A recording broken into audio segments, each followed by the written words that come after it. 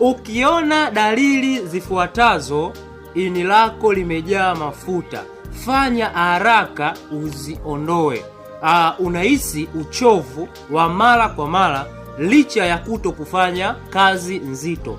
Lakini pia macho yanabadilika, yanaanza kuwa ya njano pamoja na ngozi. Lakini pia unahisi maumivu makali upande wa kulia. Lakini pia uzito unaongezeka hasa katika maeneo haya ya tumbo. Lakini pia unapata vichomi, lakini pia hata hamu ya kula inakosekana. Lakini pia unaweza ukaona kama uzito wako wa mwili pia unakuwa kama unaongezeka.